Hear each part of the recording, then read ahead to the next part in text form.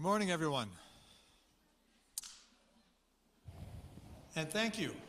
Thank you all for attending today's dialogue on the war in Gaza with our guests, Ambassador Daniel Kurtzer and Dean Amaney Jamal, and our moderator, Hofstra's Professor Bernard Firestone.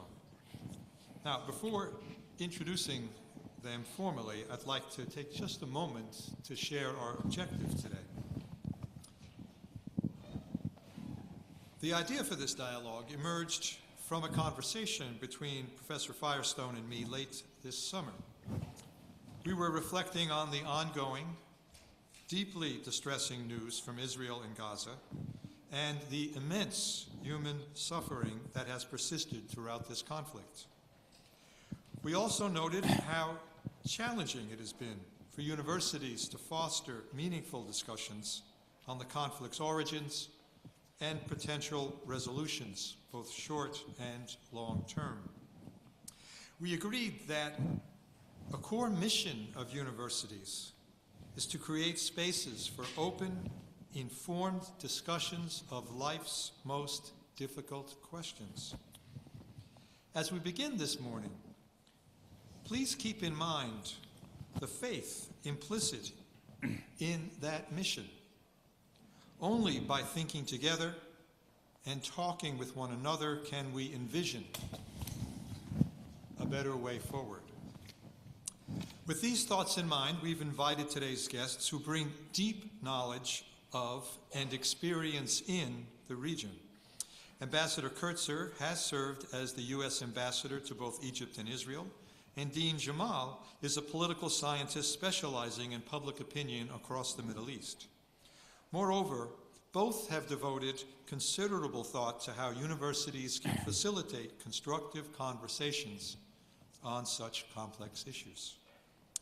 Now let me introduce Ambassador Kurtzer, followed by Dean Jamal, and then Professor Firestone. Daniel C. Kurtzer is the S. Daniel Abraham Professor of Middle East Policy Studies at Princeton University's School of Public and International Affairs. Over a 29-year career with the U.S. Foreign Service, he served as U.S. Ambassador to Israel and Egypt. He has also been a speechwriter, a member of Secretary of State George Shultz's policy planning staff, Deputy Assistant Secretary for Near Eastern Affairs, and Principal Deputy Assistant Secretary for Intelligence and Research. Ambassador Kurtzer was a key member of the Middle East Peace Team for Secretaries of State James A. Baker and Warren Christopher. He played a significant role in American policy, particularly in organizing the Madrid Peace Conference, and later coordinated the multilateral peace talks. He also represented the U.S. in bilateral talks between Israel and both the Palestinians and Syria, and led the U.S. delegation in multilateral refugee negotiations. He co-authored Negotiating Arab-Israeli Peace, American Leadership in the Middle East, and The Peace Puzzle, America's Quest for Arab-Israeli Peace, 1989 to 2011. He also edited Pathways to Peace, America and the Arab-Israeli Conflict. He holds a PhD in political science from Columbia University. Please join me in welcoming Ambassador Kurtzer.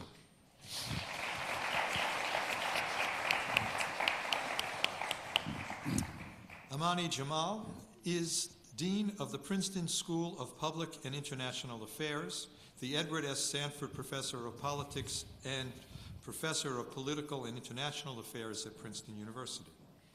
She previously directed the Bobst Center for Peace and Justice and leads the workshop on Arab political development and the Bobst American University of Beirut Collaborative Initiative. Dean Jamal's book, Barriers to Democracy, in 2007, examined civic associations in the Arab world and won the 2008 APSA Best Book Award in Comparative Democratization. Her other works include Of Empires and Citizens and Arab Americans Before and After. Dean Jamal's research has been published in major journals, and her article, Does Islam Play a Role in Anti-Immigrant Sentiment?" won the 2016 Lewisworth Best Article Award. She is co-principal investigator of the Arab Barometer Project, which won the 2010 Liphart-Przworski Verba Dataset Award, and has secured over $4 million in grants from various organizations. A Carnegie Scholar since 2006, she holds a PhD from the University of Michigan. Her expertise includes the Middle East and North Africa, political behavior, democratization, inequality, Muslim immigration, and issues of gender, race, religion, and class. Please join me in welcoming Dean Jamal.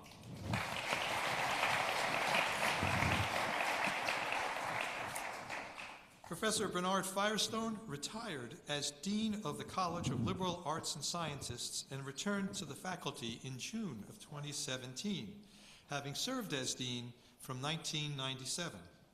A specialist in international relations and the American presidency, Dr. Firestone is the author of The Quest for Nuclear Stability, John F. Kennedy and the Soviet Union, and The United Nations Under Youthant, 1961 to 1971.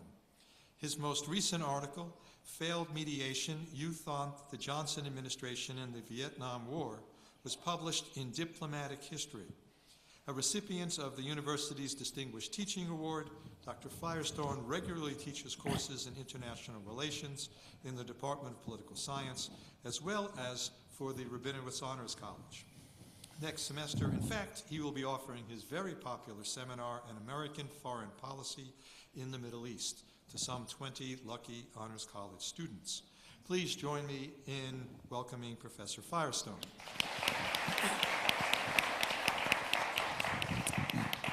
Before turning the microphone over to Professor Firestone, a few words about the structure of today's program. We've invited our guests to participate in a moderated dialogue about the war in Gaza. Professor Firestone will seed the conversation with prepared questions, though we adopted this format with the expectation that the expertise brought by our guests would lead to some spontaneous exchanges as each builds upon the insights of the other. We also note that recent events, especially involving conflict in northern Israel and Lebanon, will necessarily broaden somewhat the scope of today's conversation. Toward the end of our session, we expect to have time for a brief question and answer period. We ask that you write your questions down on index cards. If you are inspired during the conversation, raise your hand and helpers around the room will deliver a card to you along with, I guess I'll deliver a card to you. We're hoping you have your own pens. And those same helpers will collect all cards throughout today's conversation. Simply pass your card back to the end of the aisle when you are finished writing your questions. Finally, events like this are not possible without support from many different sectors of the university. I'd like to begin by thanking my colleagues in the Rabinowitz Honors College for their unflagging assistance.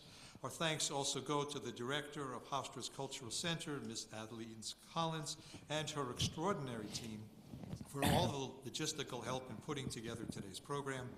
Also important to this effort has been the consultative and financial support of Dr. Eva Badowska, Dean of Hofstra's College of Liberal Arts and Sciences, as well as the leadership and financial support provided by our provost, Charlie Reardon, and of course the support of our president, Susan Poser. Please join me in thanking them all for what they have done.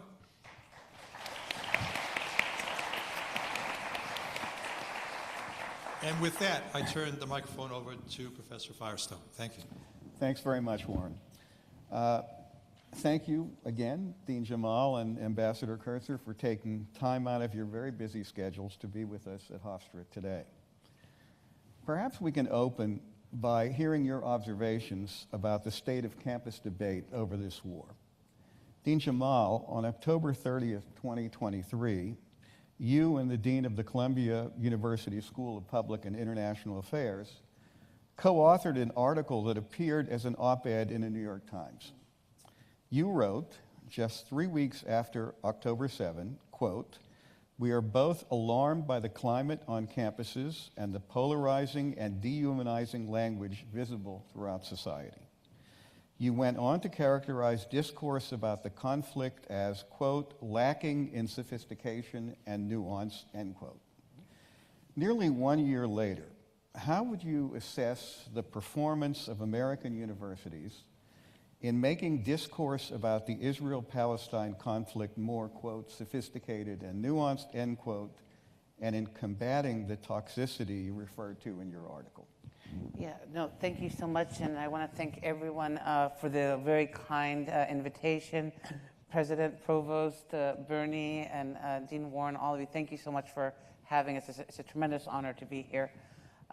So to answer your question, I think in general, right, looking back over the last 12 months and trying to sort of assess, well, how did we get to this point where university campuses became very toxic, especially around this Arab-Israeli conflict? I think one of the issues is that for a while, as different topics internationally and globally have dominated, and locally, right, nationally, even in our own country, have dominated headlines, the Arab-Israeli conflict wasn't receiving a lot of attention, so it's not necessarily wasn't a priority in terms of thinking about teaching priorities or curricular priorities. So there was a vacuum on a lot of these college campuses because the peace process wasn't going anywhere. It appears that there was a vacuum. And when you have a vacuum, it means that when something happens as horrific as October 7th, there's going to be a varied set of responses. I think over the last year, what a lot of universities have been trying to do, and some more successfully than others, is to ensure that these type of events are happening. How do we build constructive dialogue? How do we sort of model constructive behavior across difference? Because this is a topic area where there are a lot of different opinions and passionate opinions. So how can we converse and talk to each other under these horrible circumstances, but listen to one another and learn from one another? And most importantly, how do we humanize one another? Well, let me, in connection with that, I'll begin with Ambassador Kurtzer. You've been teaching at Princeton since 2006, and among the courses you've taught are courses on the Arab-Israel conflict. How have you tried to kind of bridge the gap that obviously exists between students who have very, very strong opinions on this issue? Sure. Well, first of all, let me echo my colleagues' thanks to Hofstra for the invitation, President, Provost, Dean Warren, Bernie. It's a real pleasure to be here. I'll start with a short vignette. 10 years ago, there was a serious war between Israel and Hamas, 2014. And at that time, Professor Amaney Jamal, professor of politics, and I came together to figure out how we could get students to talk to each other, as well as to learn about the conflict in a manner that would produce a better understanding, even for students who had very strong views on one side or the other.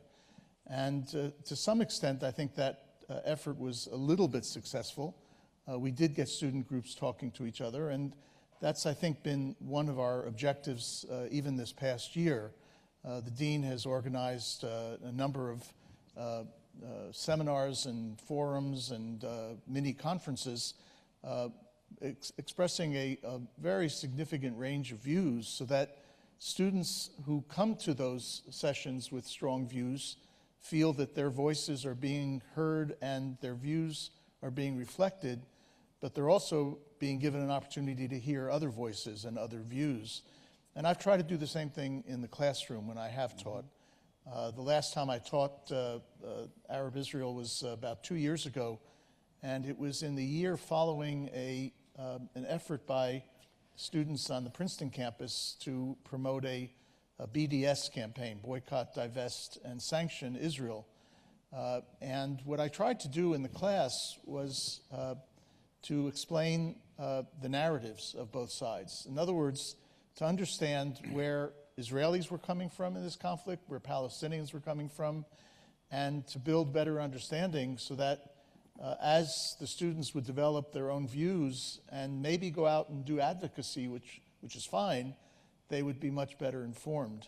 I have to tell you, Bernie, that the first 4 weeks of that class were challenging. I was going to say horrendous, but I don't want to say it was, because the students saw the opportunity to argue their particular viewpoint as dominating the class. And so if a pro-Israel student said something, a pro-Palestinian student needed to respond, and so forth.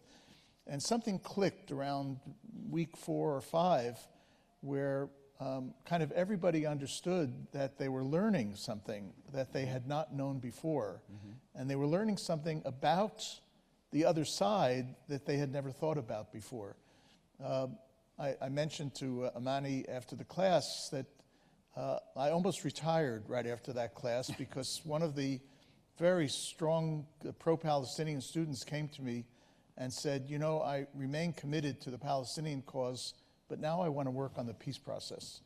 And to me, that was the greatest success, that there was an objective, not so much advocacy as building the bridges between the two sides. Okay. Amaney, do you want to add to that at all? No, I think that's a very important point that, you know, we as instructors and teachers and what we teach and how we teach that is also extremely important. And to showcase like the variety of, I mean, this, in the end of the day, this is a policy issue. Yes. And it requires policy tools and policy recommendations. And our jobs are to sort of showcase the variety of tools and possibilities that are out there.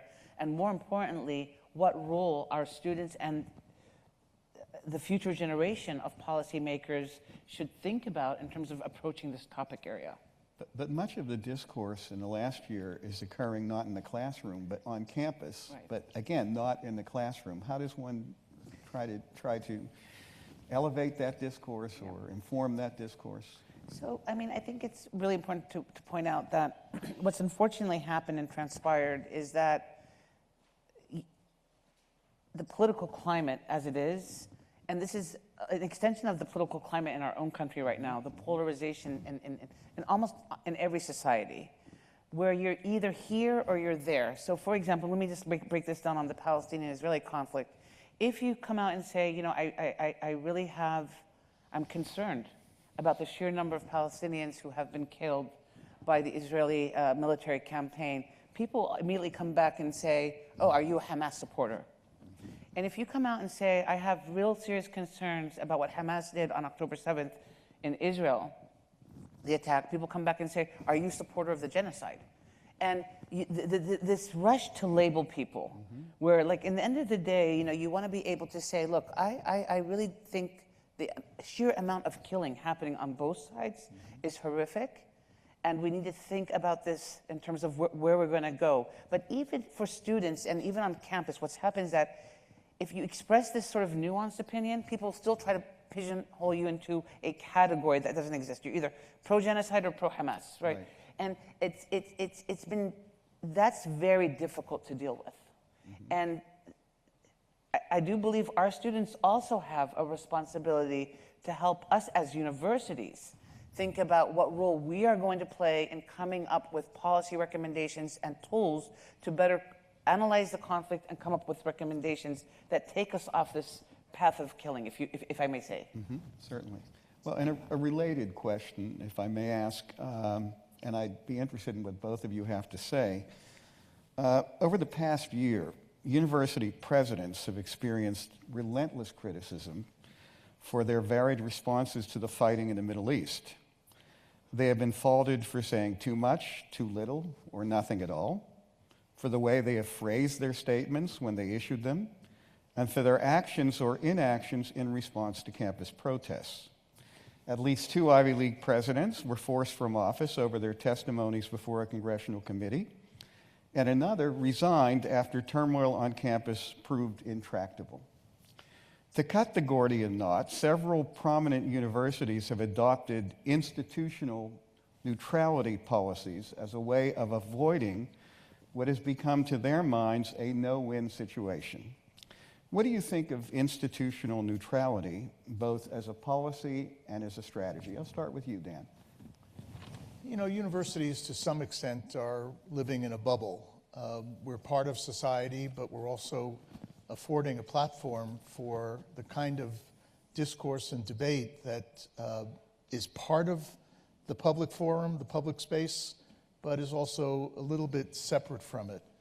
And it's a challenge, therefore, for university administrations to figure out how do you balance the freedoms that we have, speech, academic freedom, with the responsibilities that the universities have to make sure that the environment on campus is not toxic and that students feel comfortable. I personally think that it's the role of faculty primarily to stimulate that kind of debate, to promote both freedoms of expression and responsibility in the classroom, to try to build those bridges. I'm not so sure it's the responsibility of administrations to dictate the terms of the debate, because they're in a position of administering.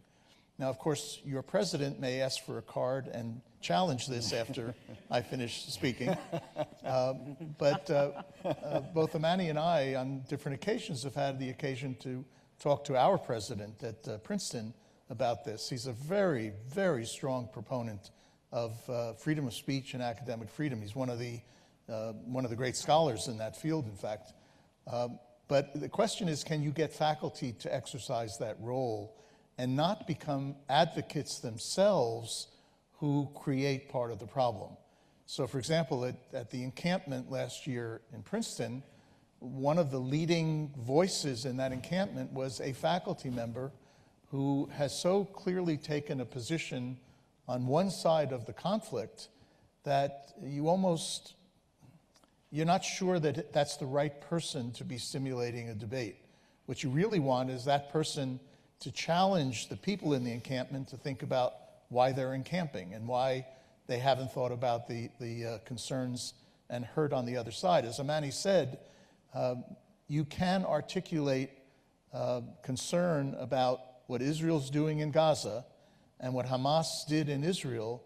You can hold those two ideas in your head at the same time and not be accused of being pro this or anti that. Mm-hmm.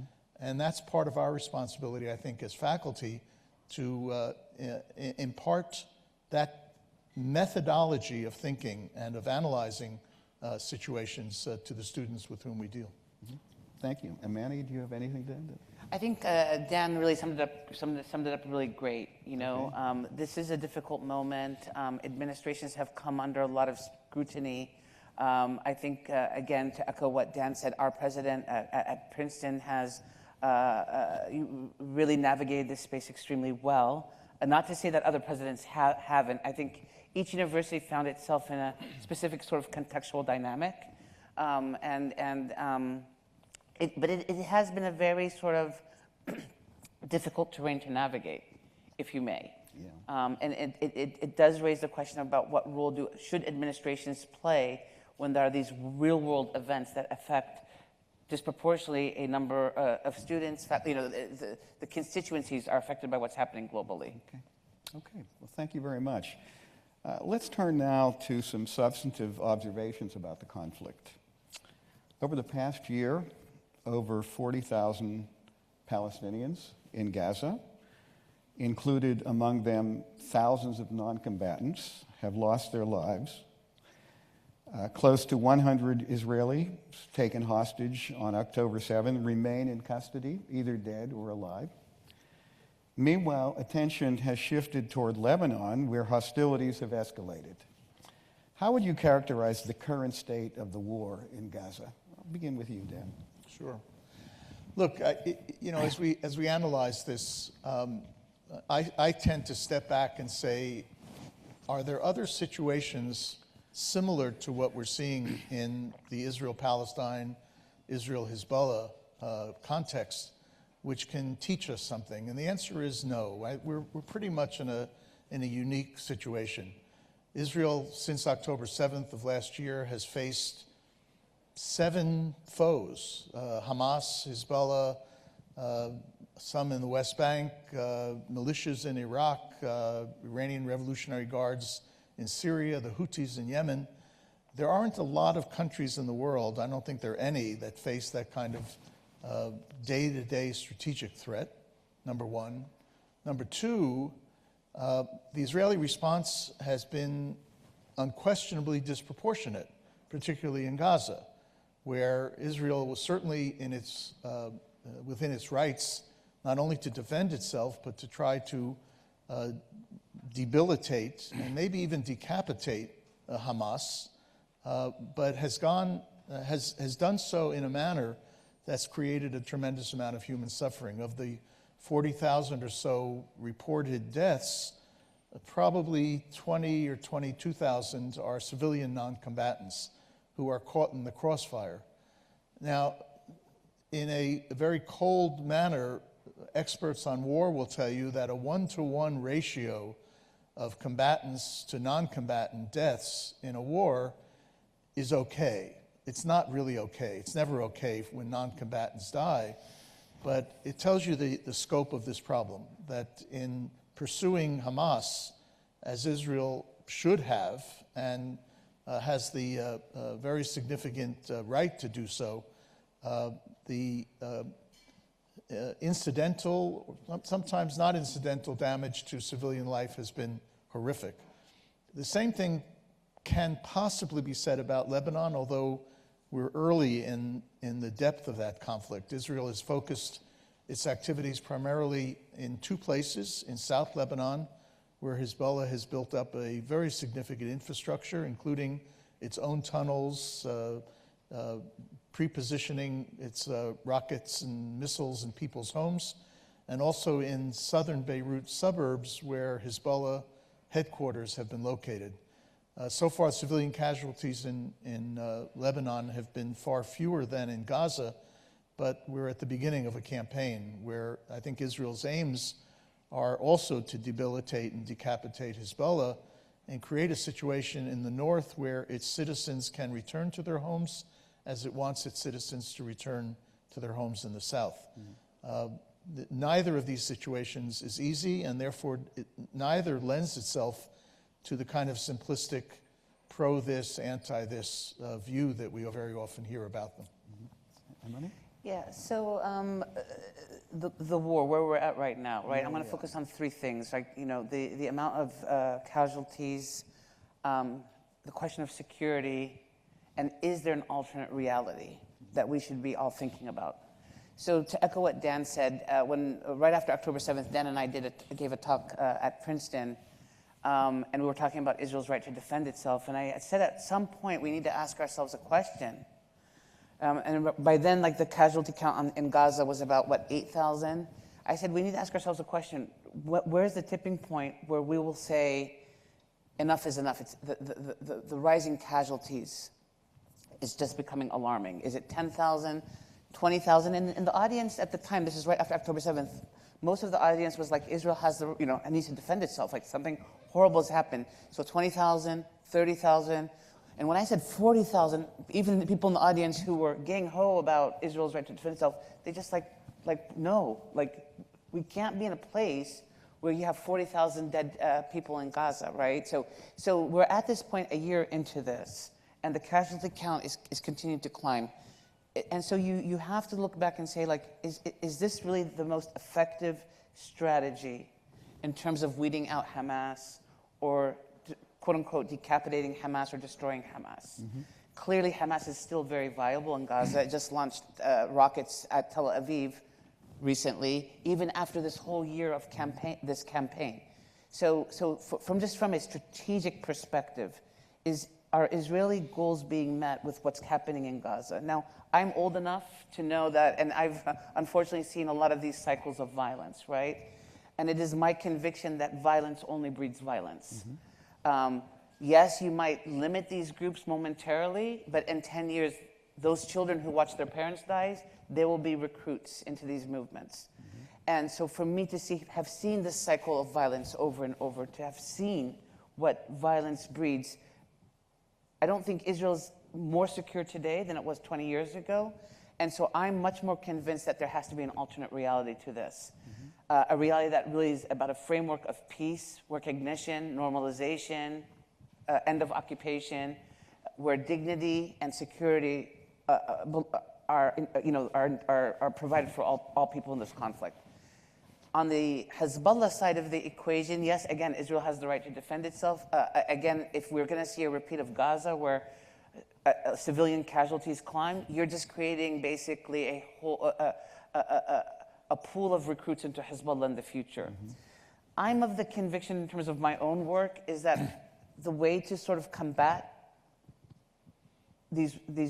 what we call radical ideologies is to create an alternate reality. Okay. And have people subscribe to that. And ultimately, across time, let the people drown out the voices of radicalism. If you're living in the West Bank today, for example, and you are seeing your state is being built, there is a peace process in place, you have a government that is, with all due respect, also has legitimacy, so we can talk about the PA. People have chances of employment, they're not going through checkpoints, settlers are not encroaching in on their homes, they will subscribe to an ideology of peace and reconciliation. But if year over year the land is shrinking, settlers are now like in your backyard cutting down your olive branches, you feel insecure, that is not a good formula for weeding out ideologies that want to eliminate the state of Israel. There needs to be an alternate reality. We were on the brink, I'm going to take 1 minute, we were on the brink of full normalization, Israel's full normalization with the Arab world. Increasingly, Gulf countries were signing on. You have already peace between Jordan, Egypt, and Israel. The Palestine issue needs to be resolved within this peaceful framework. And that takes away a lot of the mantra and the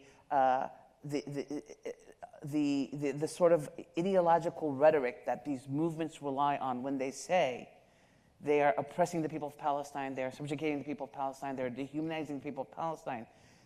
That's something that we have to think about. My last word, security, right? Something happened on October 7th that Dan and I talk about quite a bit, which is that border between Israel and Gaza was not as secure as it should be or what we thought. There's no substitute to security. So again, we want to go back to basics in terms of thinking about borders, security, and preventing these type of incidents to happen in the future. Thank you very much. If I could add one thing, one of the issues that I start most of my classes with, whether it's diplomacy or I teach protracted conflicts and leadership, is a basic question. Have leaders defined a realizable objective? And we have a conflict underway for the last year in which neither leader has defined an objective that can reasonably be realized. You remember Benjamin Netanyahu, the Prime Minister of Israel, initially said he wanted to destroy Hamas. It's not going to happen. It's a movement, it's a belief, it's an ideology. That has since been modified, but we don't know what the objective is of Israel in Gaza. And Yahya Sinwar, the head of Hamas, we don't even know whether he has an objective. We know that in the year before October 7th, he had planned for a quote-unquote invasion in which Hamas would take and hold territory, which anybody could have said to him was not ever going to happen. Israel was not going to be in a position where Hamas was going to govern part of Israeli territory.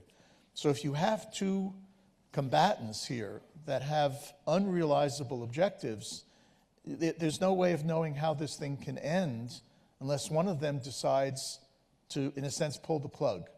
I've achieved what I wanted to achieve. I've killed X number of combatants. I've created security for my people to go home on one side, or I have established resistance and made the Israeli people wake up to the need to solve the Palestinian problem on the other side. If one of those two leaders comes to that conclusion, you can bring an end to this war. Otherwise, we may be in for a very long and drawn-out situation. So we don't have a ceasefire because both sides are dug into these objectives, to achieving these objectives, it would appear. Now, the United States and others have urged Israel to allow the Palestinian Authority to take control over Gaza in the aftermath of an Israeli military withdrawal, should it ever occur, a suggestion which the Netanyahu government has rejected, despite its not having any other formula for the governance of Gaza after the war. Amaney, you conducted a poll of public opinion in Gaza that closed, ironically, it would seem, on October 6, 2023. Right. You wrote, in summarizing the poll's results, that prior to the start of the current war, Hamas was in disfavor in Gaza. Could you address the nature of that disfavor And could you envision a realistic governing alternative to Hamas? So these are great questions. Yeah, at the eve of October 7th, Hamas, is the governing authority in Gaza and had increasingly year over year, in terms of what our polling was showing, was losing legitimacy in Gaza. And there are a variety of factors that can explain that loss of legitimacy, but some of the items were external, whether the quote-unquote conditions of the blockade were worsening, the economic situation in Gaza was worsening, but other factors were internal. Hamas was increasingly being seen as more corrupt as a governing authority. Hamas was increasingly being seen as curtailing on the civil and political rights of Palestinians in Gaza. Freedom of speech, people were feeling that that was being very limited by Hamas. So Hamas was losing favor, if you may. Only a third of Palestinians in Gaza felt that they could trust the Hamas government on the eve of October 7th. So that's 2/3 of Gazans did not feel that Hamas could be trusted or that it was doing a good job in terms of governing as a governing authority. Let's just put that on one side. When we ask about the Palestinian Authority, 90% believe that it's not doing a good job and it cannot be trusting a governing authority. And if the Palestinian Authority governs on the West Bank. If you've traveled to the West Bank before this conflict, what you'll notice, I've noticed this, the governing authority of the Palestinian, the governance of the Palestinian Authority has become more authoritarian, more restrictive. Internally, yes, there are also external factors. I'm not discounting the role of the occupation, checkpoints, settlers, all of that. But the PA itself has become much more restrictive, limiting freedoms. We're hearing of stories of people being arrested and tried and sentenced without trials. What Palestinians will say is that we used to be governed by one occupying force, now we're governed by two. The Israeli occupation is still in place, and now you have Hamas and the PA also occupying the people. So for the average Palestinian, the issue of who is a legitimate representative government and whether those governing structures are representing the interests and the aspirations of people remains a question mark. But Bernie, you get your point, then what is the solution for Gaza? So the PA doesn't have legitimacy in Gaza. It doesn't really have legitimacy in the West Bank right now. So there is this crisis of legitimacy in terms of governance. I don't think that's why Benjamin Netanyahu doesn't want the PA to govern Gaza. I think Benjamin Netanyahu and his coalition don't want the PA to govern Gaza because that would give legitimacy to this idea of the Palestinian Authority governing all of what would be a future Palestinian state, Gaza and the West Bank. And this government in Israel is totally opposed to the idea of a Palestinian independent state in the West Bank and Gaza. So that sort of, now you have like two X's against the PA, the people, and then Israel. So it then raises the question, well, who's going to govern Gaza, right? Especially if Israel's stated goal is that it's not going to be Hamas. We know Hamas is still viable. We know that the PA covertly, in the last 3-4 months, covertly sent in some PA officials to sort of at least start to think about governance. Hamas is still very effective and capable and kick them out. We know with the polio vaccination that was just unfolded several weeks ago, it became very clear that this polio vaccination was disseminated quite methodically and efficiently across various sections of Gaza, even under conditions of war, and Hamas oversaw that and worked with humanitarian organizations on the polio vaccination. So if you're monitoring the situation in Gaza, Hamas still is holding governance structures. So unless Hamas unilaterally agrees to walk away from governance, it's going to be very difficult for anybody to go in and say and impose a new government in Gaza. And I'm also saying I don't think another year of bombing is going to solve this problem. Like this is going to end in a ceasefire deal, and it's going to have to come down to a negotiated outcome.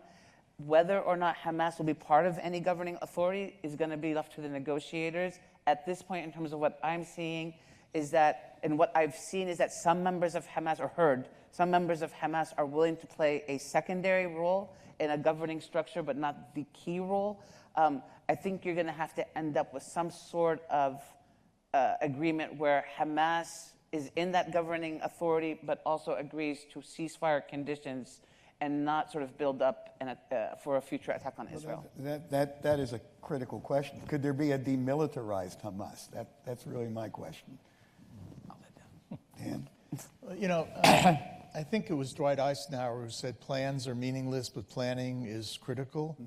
And the problem is, as Amaney was suggesting, is there hasn't been any serious planning for what we call the day after.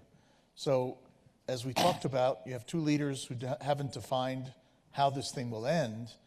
And if it does come to an end, you end up with a vacuum immediately, because nobody, besides perhaps the current Israeli coalition, wants Israel to remain in Gaza. But if Israel doesn't remain in Gaza immediately, then who's going to provide for security? Who's going to provide for governance? We had our own experience in Iraq, where the brilliant minds who organized our effort in Iraq decided to disband the Iraqi military and to de-Ba'athify the government at the same time, and chaos ensued because there wasn't a plan for the day after, for how do you transition in a government apparatus and a security apparatus as the invading or occupying forces begin to pull out. The second issue is, even if you had such a plan, various think tanks have been promoting different ideas. Is the plan simply to get Gaza back to where it was on October 6th, 2023? And the argument that some of us have made is that's not enough, because we've had 5 wars now in Gaza since 2007, and I can guarantee you we'll have another war in Gaza in 2, 3, 4, 5 years if all you've done is to rebuild and reconstruct and resume kind of civilian life, which means that you need a second tier of activity to get to the underlying Israeli-Palestinian conflict. And who's going to do that? Normally you think about an American president leading that effort. President Biden, for a variety of reasons, was not prepared to do so. Will a Kamala Harris or Donald Trump be prepared to do so? Not likely. Objectively, the domestic and international agendas that each will face will be significant enough that this is an issue they'll probably want to put to the side. And by putting it to the side, they're in a sense going to help fate this region to experience another war. So the task ahead for the planners, even if there isn't a plan, but for the planners, is multidimensional. And we haven't even seen that planning really take shape yet. Okay, thank you. Certainly there are issues with Hamas, but there are also issues with the Israeli government. And Dan, you were an envoy of the United States in Israel for a number of years. I think early on in your career you were also stationed in Israel, so you know Israel as well as anyone. Is there any alternative in Israel to the hardline government currently in power? What are the chances that a kind of government could be replaced in elections by a government more disposed toward a political resolution of the conflict? I think if you took a picture of Israeli society today, the answer to your question is no. The Israeli political system and people started to become radicalized in the Second Palestinian Intifada, the uprising. The argument that you heard in Israel was, we've put forward some plans for peace. There was no reciprocity, no reciprocal plans coming forth from the Palestinians. And what we got instead was the Intifada, the uprising, including suicide terrorism. That started to destroy, or at least to diminish, what was called the peace camp.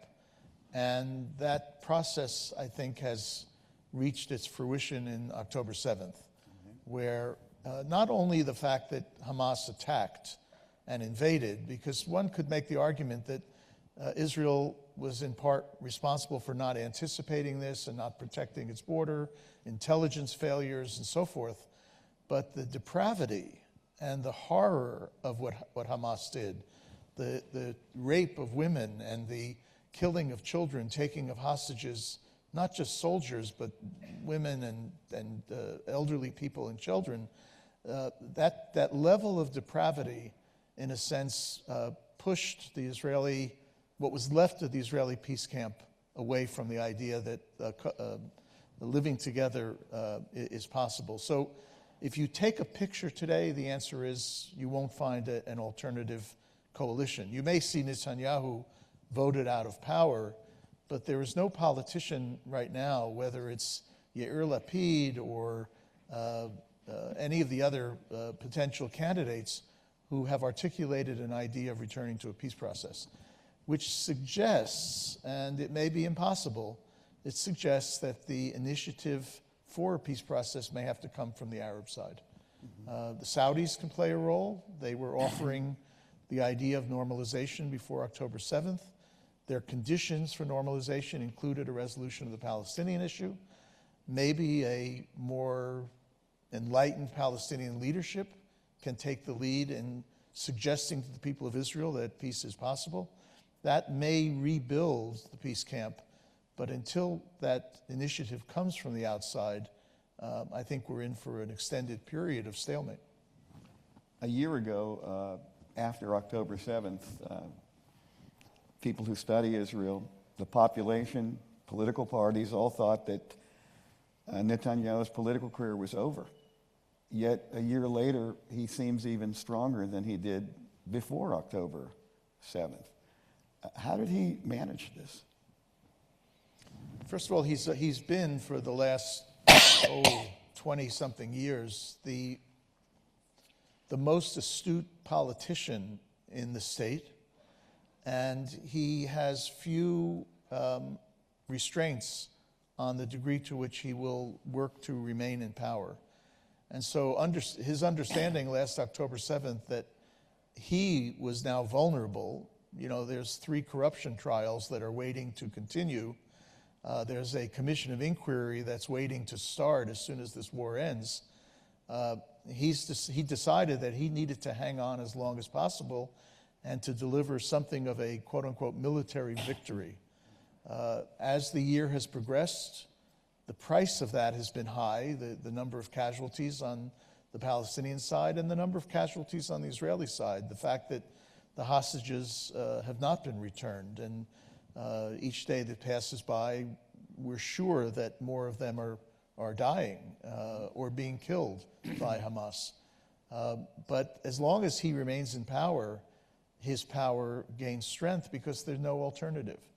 None of the Naftali Bennett, Yair Lapid, any of the alternative prime ministers have basically said, we would do the same thing, but we're not Netanyahu. In fact, the 5 elections that took place in Israel over the past 4 or 5 years were all elections about Netanyahu. People ran in support of him or they ran against him, but the policy differences were minimal between the candidates. Okay. And so you don't have a groundswell in support. You may have a groundswell against Netanyahu at some point, but you don't have a groundswell in favor of a different policy. You touched, both of you, on the Lebanon situation in your previous remarks, and I do want to get to student questions at some point, so I'm going to jump over some things. But with regard to Lebanon, just two questions. Amaney, what effect do you think the war in Lebanon will have on the Gaza situation? So, really quickly, just to go back to the Netanyahu point, if I may. Yes. Netanyahu came to power when the Oslo Accords were not necessarily this raving success story. Netanyahu has been on the political scene in Israel for 26 years. And at a time when the Oslo Accords needed to be injected with creative ideas to make it work, because there was progress on the peace front. For the students here, 25 years ago, there was a peace treaty in the making between the Palestinians and Israelis called the Oslo Accords. And there were a lot of advancements made towards reconciliation, recognition, living side by side, dignity, security for everyone. And we were on that path. A variety of things happened on both sides, so you always have radical elements that want to thwart peace. But when Netanyahu comes to the political landscape in 26 years ago, his whole mission is to make sure the Oslo Accords do not succeed. Part of the Oslo Accords was not to settle the West Bank, expand settlements. At the eve of the Oslo Accords, we had about 100,000 settlers on the West Bank. Today, you have about 1 million. So to think about, effectively, the West Bank is 2.5 million people. So the idea that Netanyahu is not only astute, but he's been able to pull the Israeli public, and of course there were other incidents, but to pull Israel on this path where vast majorities no longer are even interested in peace has been also a deliberate political strategy as well. Absolutely. And then on Lebanon, so how will Lebanon end? Lebanon will also end in a ceasefire. The question is, after how much destruction? The key questions, two key questions. To what extent will Hezbollah link a ceasefire to Gaza? Will Hezbollah or Israel be able to pull Iran in? Will Iran get involved? Those are the two key questions. What we're seeing is that as of yesterday, Dan and I were talking about this in the car coming in, Hezbollah has announced that it's willing to have a ceasefire with Israel that leaves the Gaza question out. That might mean that we'll see a ceasefire there quicker than we believe. Iran so far has not really wanted this to escalate as a regional war. Israel and the US don't want this to escalate as a regional war. Israel still will retaliate for the Iran 180 rockets, the ballistic rockets that Iran fired. So it's going to really depend on what will that retaliation then draw in a regional war? But I'll defer, also send it over to Dan on this one. Look, I think it's critical for all of us to understand not to conflate the Hamas and Hezbollah situations. Number one, the two movements are radically different. They're different in terms of their religious orientation. Hamas is a Sunni Muslim organization. Hezbollah is a Shia organization. Hezbollah is part and parcel of the Lebanese political system. They've been that way for almost 20 years. They have representation in parliament. And the issues between Israel and Lebanon are almost 100% resolved. Just last year, there was an agreement on the delineation of the maritime boundary, which would allow both countries to explore for gas in the Mediterranean. There are still, I think, 11 disputed border points, but they're minimal. It's from here to the back of the auditorium, who would control certain different areas. So for Hezbollah to claim that it remains in existence to get rid of Israeli occupation is a false claim. There really isn't a raison d'etre anymore, as there was during the 18 years of Israel's occupation of southern Lebanon. In fact, when Israel withdrew from southern Lebanon in the year 2000, the United Nations determined a blue line, a boundary between the two countries. So the dispute between Israel and Hezbollah is very, very different. It's different for us as well in the United States. We have an agenda with Hezbollah quite separate from Israel's agenda. Hezbollah was responsible for blowing up our embassy in Beirut in 1983. They're responsible for killing American and French Marines in 1983, kidnapping and killing American hostages throughout the 1980s. So there's a difference also in the degree to which the United States politically will be amenable to what Israel is doing vis-a-vis Hezbollah, and you're seeing that in public statements now. That said, as Amaney suggested, Hezbollah in some ways is a much more responsible terror organization than Hamas, because they have known over the years the limits of their own power. After the war between Israel and Hezbollah in 2006, the leader of Hezbollah, Hassan Nasrallah, who was just assassinated 3 weeks ago, said that had he known that their attempt to kidnap Israeli soldiers would have led to a war, he would not have attempted to kidnap the Israeli soldiers. So there's a mature level of thinking in Hezbollah, which is now seeming to lead them to understand that they need a ceasefire, and then it's going to be up to Israel to decide whether the security of the northern part of Israel has been achieved to a point where the 60 or 70,000 residents who were forced to leave their homes can now go back to their homes in safety. Okay. With regard to Iran, Iran is portrayed in the press here almost as the mastermind of all of these assaults on Israel. But I wonder if you could respond to this quote. It was cited in the New York Times by an Iran expert at the Arab Gulf States Institute. He said that the so-called axis of resistance from its beginning was more or less a propaganda fiction, created to enhance the prestige of the Islamic Republic. Would you agree with that comment, that there was less to this axis of resistance than people think?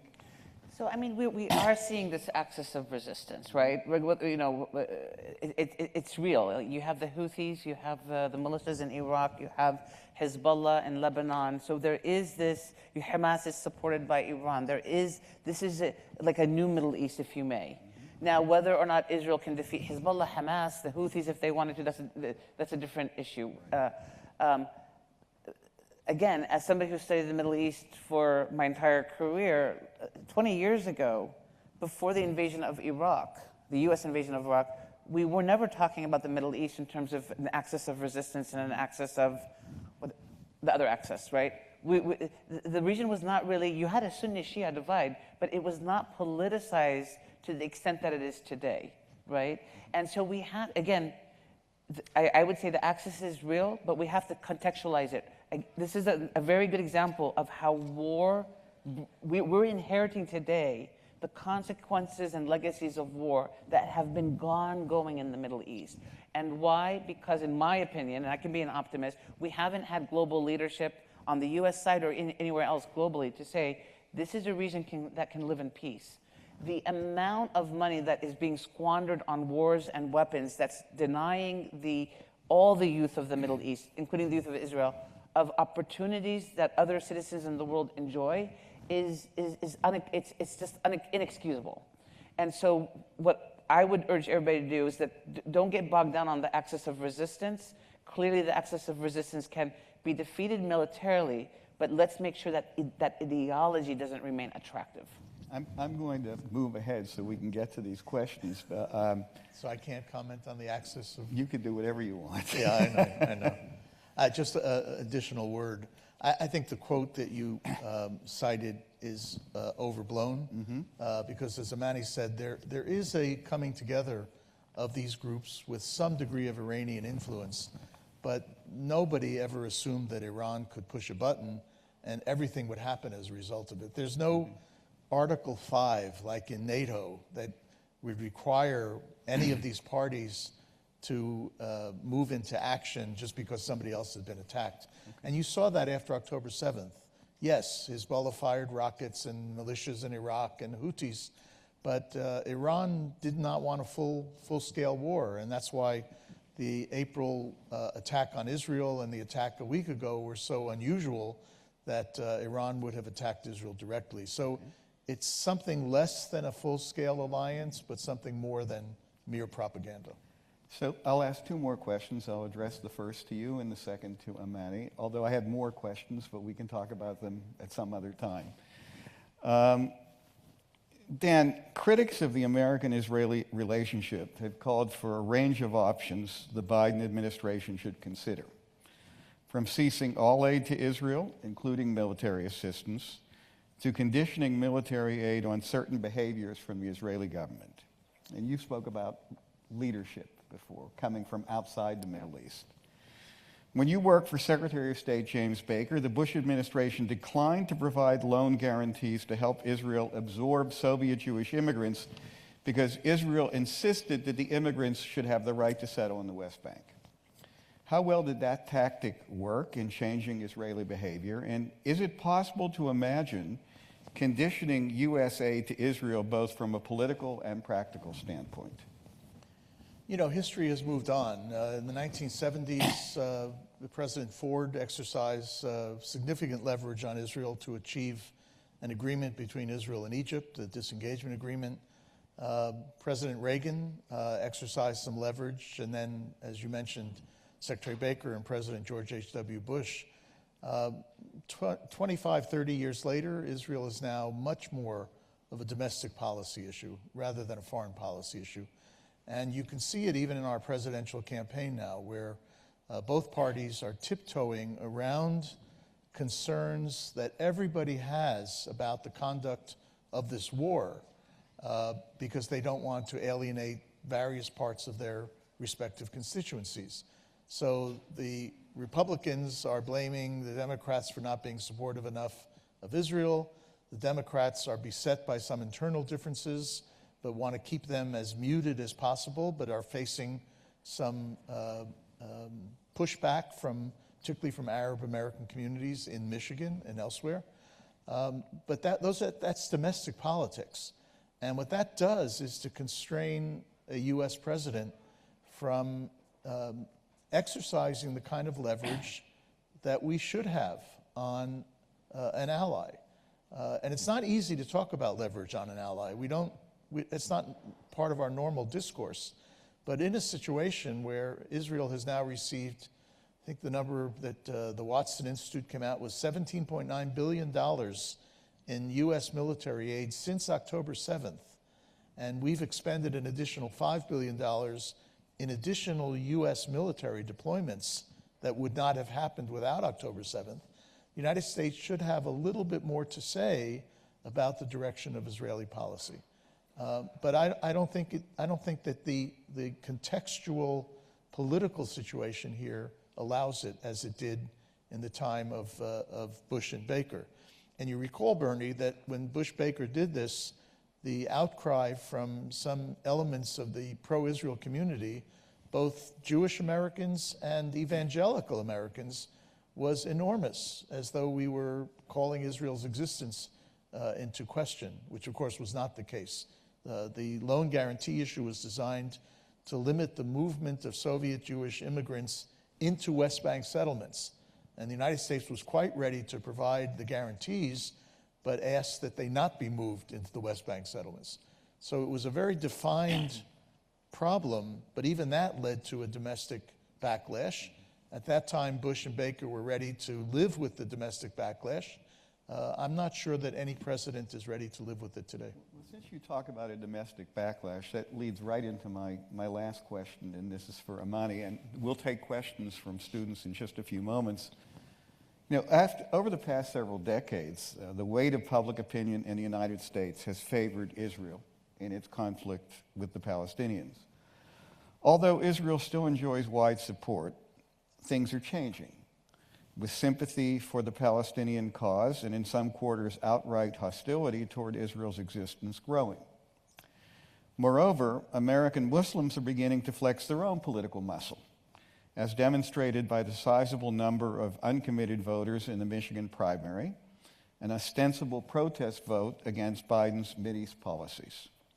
Looking forward, how do you believe these changing domestic dynamics will affect American foreign policy in the near and long term? So I don't think the domestic politics will change. I think as you begin to see, long term, as you begin to see the youth of the country, when you look at public opinion polls in the United States, what you're seeing is that the youth in this country across the board are more pro-Palestinian than they are pro-Israeli. When you look at the Muslim American vote, that it's growing in influence and in number. So the question is, will a state like Michigan or eventually Wisconsin or Pennsylvania, will you have a strong enough Muslim vote to shape the outcome of an election? This election is particularly concerning because we know both parties want to win these battleground states, right? Trump won Michigan once, Biden won it again now, and the Muslim vote is consequential. You have over 100,000+ votes that are going to come from the Muslim Arab community. And in a state like Michigan, that's going to be consequential. So that is influential, and we know that there are, both candidates have sent in quietly representatives to the Muslim Arab communities in Detroit to promise them that, Trump will end the war. He's not committing to anything more than ending the war, but he keeps saying he will end the war. And Kamala is saying she supports a ceasefire, but let's just be honest. So has, Biden has also said that. So for the average voter, they're sort of wondering about whether either party is going to change or track on policies that disproportionately favor Israel. Unequivocally almost support Israel. To Dan's point, that is a question. And again, I do believe that as our electorates mature, that will eventually change perhaps the course of U.S. foreign policy on this issue. Not in a way that will be anti-Israel, but what I often say, not in a way that will be anti-Israel, but in a way that will be pro-peace, which in the long term benefits Israel and Palestinian security concerns and the concerns of other citizens in the region, right? So that's something to keep our eye on. In the immediate effect, to Dan's point, I think both candidates are veering towards status quo because that's the safe bet. Mm-hmm. They want to win the election. So I don't really see much of an immediate change. And then what happens even if Kamala or Trump win, they start thinking about, oh, well, we have to wait the second term. We don't want to jeopardize the status quo. So now we're looking at another decade of the same policies that are going to breed more violence. And then by the time, like with the Clinton initiative and the Camp David Accords, like 2 months before or 3 months before he steps down from office, same thing with Obama sending Kerry. You know, you have this very short window. We're gonna solve this conflict in 3 months, and if it doesn't, well, you know, the parties are not interested in peace. Let's just leave it alone. This is the history that we've been subjected to over and over. Mm-hmm. And again, a lack of leadership, a lack of vision, and a lack of trying to bring this more peace to this region. The Middle East always has a way of pulling the United States in, though, doesn't it? Well, and the United States is in the Middle East. Yes. Do we have the questions, please? It's actually good for those who work on the Middle East because it's full-time employment. Thank you. Yes, it is. All right. The first question from our student audience: how would you propose one could go about to achieve an alternate reality, i.e. process, actions, etc.? It's a good question. Well, one of the thoughts that some of us had right after October 7th was a two-tiered process for the day after. One was to do all the things that need to get done to rebuild Gaza. You need commitments on funding, you need security, you need governance. But the argument we made at the time was that that's not going to be enough, because all you'll do is get back to October 6th without having solved or resolved the underlying dispute, which means that you need leadership, particularly from the United States, but building a multilateral coalition that would essentially say to the Israelis and Palestinians and the larger Arab world, we are committed to resolving this dispute, and we're not taking no for an answer. One of the things that was the hallmark of Baker's diplomacy is that he wouldn't take no for an answer. And we got no's during that time from the president of Syria, from the prime minister of Israel, and Baker said no with the support of an American president willing to put his own political prestige behind the argument. Not a guarantee of success, but it can change the dynamic in the region. If we're waiting for the region to develop its own initiative, all of us will have retired by the time that happens. Mm-hmm. Amaney, do you have anything to add? Okay. Next question. Communication is endlessly important in conflict, but how have you seen social media play a role in the communication in this conflict? There's such a large amount of misinformation and disinformation being spread for all sides. How is that affecting the situation? Yeah, this is a question I think about quite a bit. So my worry, and I'll say this like bluntly, my worry is that social media, based on the algorithmic sort of biases there, sort of keeps everybody in their own echo chamber and then polarizes. Whether it's misinformation, disinformation, accurate, but basically, if you know, everybody's in their own echo chamber, and nobody's learning about what's going on the other side. This is a very big problem. So if we're going to be a world invested in solving this conflict based on peace, we have to. You might not like it, but we have to listen to each other. We have to learn from each other, because the alternate to that is basically more war, more destruction. You know, and then the arguments about who's right. I get that sometimes everybody wants to argue about who's right, but let's just say Israel is not right or Palestinians are not right. So what do we do with that? Do we destroy Israel? Do we destroy Palestine? No. We need to come together and solve this issue together. So understanding and appreciating what the other side is thinking is very important about solving this conflict. And you are the younger generation. Look, you know, Dan is still alive and kicking and doing a great job. But we're getting old. At least Like, I was this morning. we're getting old. Like, you know, my bigger worry is that I'm not seeing people in the younger generation talking about coexistence and peace. And this is where this younger generation needs to step up and play a role. Dan talked about the elements that have to be on the ground for peace, but you all have to be demanding peace from your leaders, from your elected representatives. Which representative is talking about peace versus who's right? When our political establishment does not responsibly talk about this conflict, Bernie, then we have a problem in this society. I also want to say about communication,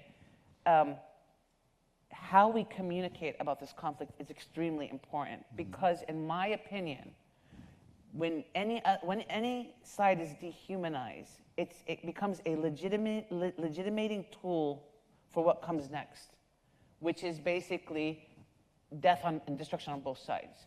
So social media, our mainstream media, how we talk about each other and the other side can either humanize that people or dehumanize. And we all know the consequences of dehumanization all too well. Yes. Thank you. Yeah. Next question. Should the international community take a bigger role on the ground to assure a quicker end to the war? There's no question that you need an international response or a multilateral response. The question is who organizes it and what are the conditions under which the international community will operate. Now, normally you would turn to the UN Security Council, but in a situation where the Council itself is beset by such differences over Ukraine, as well as other issues, can you find a consensus that would allow the Council to speak with one voice? Interestingly, after President Biden gave his remarks in late May about the ceasefire phases, the United States was able to get a 14 vote in favor, a 14 vote resolution, and the Russians abstained, which was really quite extraordinary in the middle of our own dispute with Russia. So it's not impossible, but very, very hard to find an institutional basis for international cooperation. I would turn back to a U.S. role as a convener. I don't think we're in a position any longer to do it alone. Our credibility with Palestinians is too low. Our credibility with some other Arab states is very low. We don't have a relationship with some of the parties that are going to have to be part of this process, like Hamas. But the U.S. can convene enough parties, whether it's an Arab quartet or some other configuration, that yes, the international community can play a role if we can find an agenda on which there's agreement. Amaney, do you have anything to say? I agree with that. Okay, I mean, I did note the question also said on the ground. I mean, is it possible to imagine some sort of a multinational peacekeeping force? Well, it's, as I noted earlier, two of the critical requirements on that day after will be who provides security and who provides basic governing functions. And the only thinking that's been done so far is it has to be done primarily by Arab military or security forces, maybe with some degree of support from outside the EU and others, because there's no other real alternative. We don't have a kind of international police force that can come in and maintain basic law and order. But to get to that, the precondition that the Saudis and Egyptians, Jordanians, Emiratis have said is they have to see Israel in a process of withdrawal, and they have to see a commitment to dealing with the underlying Israeli-Palestinian conflict. Mm-hmm. And we don't have either of those conditions met right now. Okay. This looks like a two-part question. What can be said for the use of the word genocide or the lack of use for it on university campuses?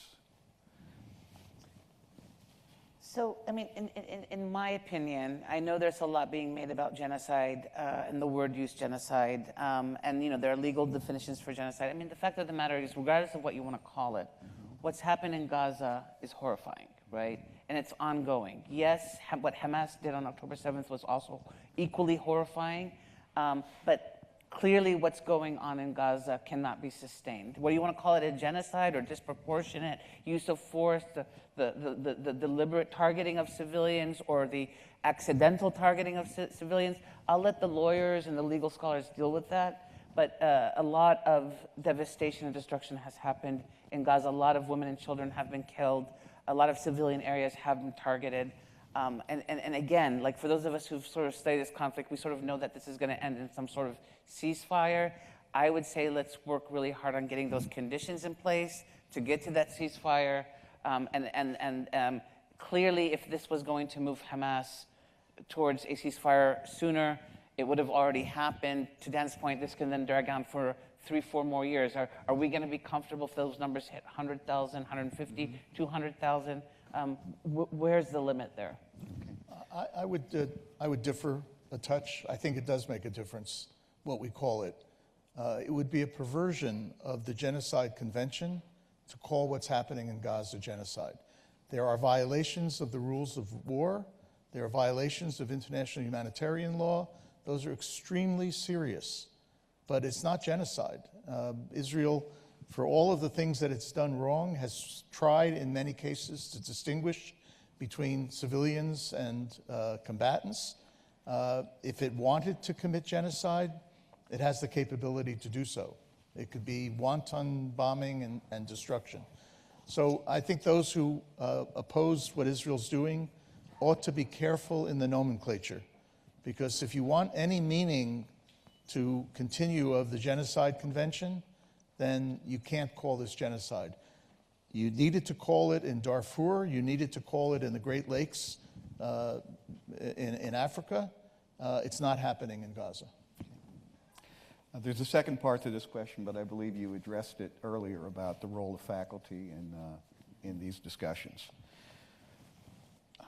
How has Princeton, now this may be a difficult area for you, Amaney, but how has Princeton handled heightened tension between pro-Israel and pro-Palestinian students over the course of this past year since October 7, and how does Princeton plan to handle further tensions if they arise? So, I'm here really representing myself, not Princeton University, so I'm not representing the university. I could say that we in the school, the way we handled it is that we listened carefully to all our students.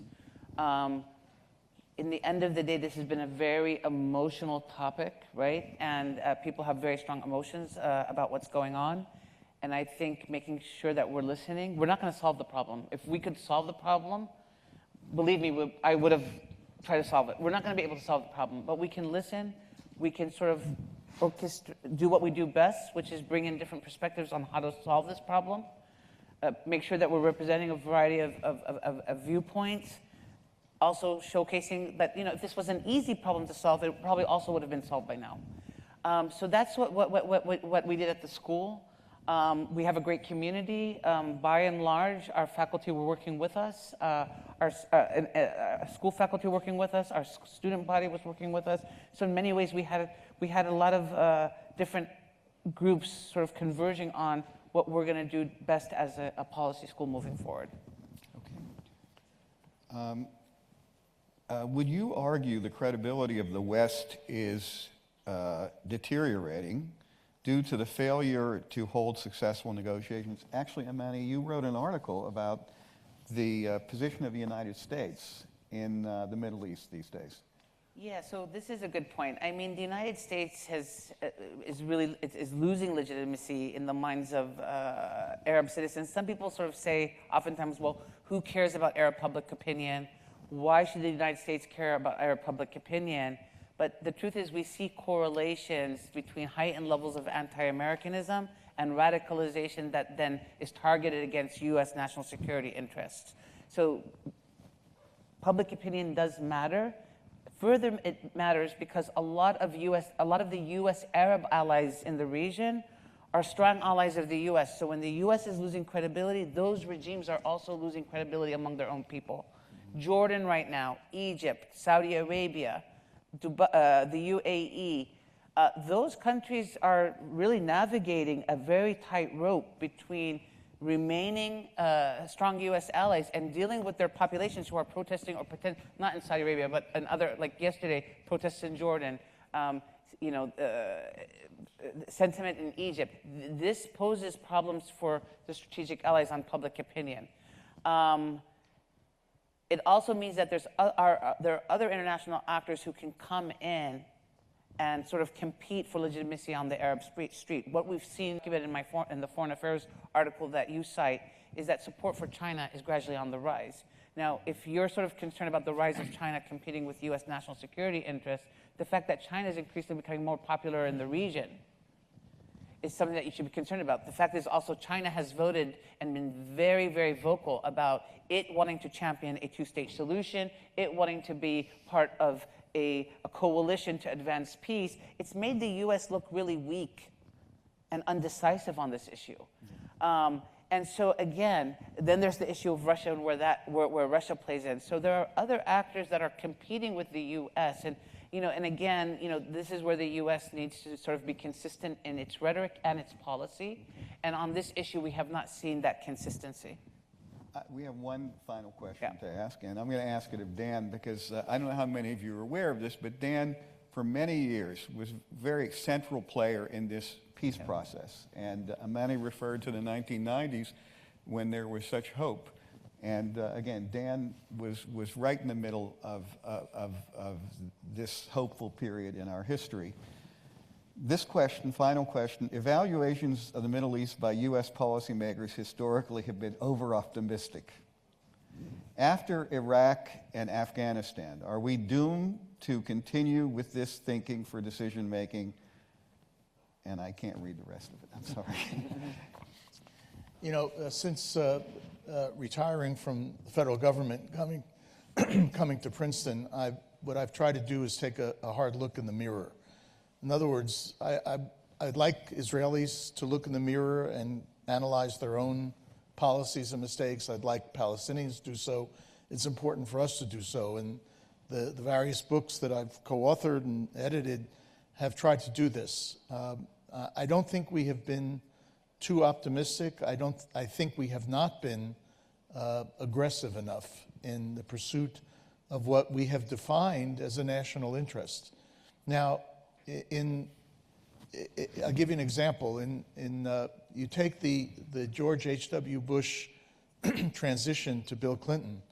On the airplane on the way back from the Madrid Peace Conference, James Baker came to our section of the plane. We were his peace team. And he said, I have to go back to the White House to try to get the president reelected.